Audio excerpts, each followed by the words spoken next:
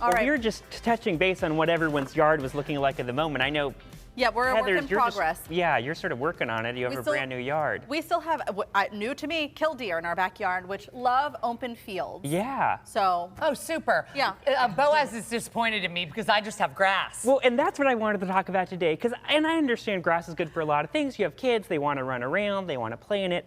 But here's the thing, and I think it feels specifically Pittsburgh to me, the sloped lawns that you see everywhere. Yes, yeah. And to me, I'm like, why are you doing that? Because who wants to mow that? It's such a pain. These are just like within a block of my house. I photographed all these sloped lawns because they're everywhere. Mm-hmm. And so I had some ideas of what you could do to replace your lawns, which would be more beautiful and also might even be easier and take less maintenance. Oh, even better. Great. Okay, Sign so us up. idea number one is make a rock garden. And these are all things I'm doing in my own yard. I got rock, you put them up there. There's obviously nothing can grow in the rock, so you're not going to have any issues there. And then you plant little cool flowers in there. Oh, I planted creeping phlox and penstemons. There's even this native prickly pear cactus you can plant there.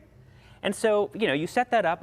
Obviously, it takes a little bit to set up, but then you don't have to mow it anymore, and it looks beautiful. And you could have little like toads and chipmunks living in the crevices. That's so cute. Oh, yeah, you built them a home. Yeah, I built them a home. Okay, look at number two. This is even simpler. You're like, I don't want to deal with all that stuff. Put shrubs in. You can put some beautiful shrubs. This is some fragrant sumac that I planted in front of my house there, and I don't do anything. Maybe so this I pull is no out trimming. Because what are the ones that require like the box? Oh, ones? yeah. You don't have to trim anything.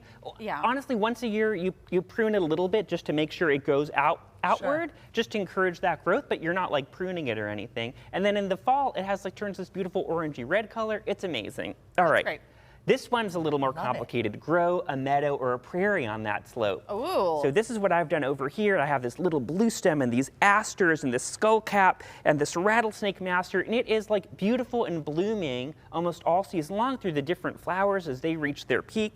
It does take a little more work because I had to plant, and this is what it looked like in the winter, which I think is also beautiful. sort of beautiful. Do you live in the English countryside? I have a pretty small oh yard my God, in Squirrel this is the Hill. most gorgeous lawn ever. Now I understand why you're upset with me. It takes a little more work. You have to put all those plugs in, but I think it's just really beautiful, and it's blooming all summer long, and it looks cool in the winter with the structure. Last idea is plant edible stuff. So in my yard, I have blueberries. This is elderberry actually right here.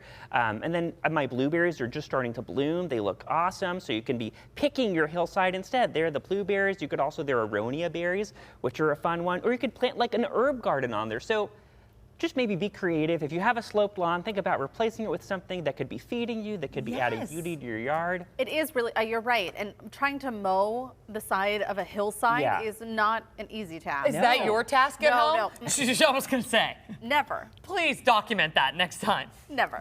Thank you, Boaz. I love this.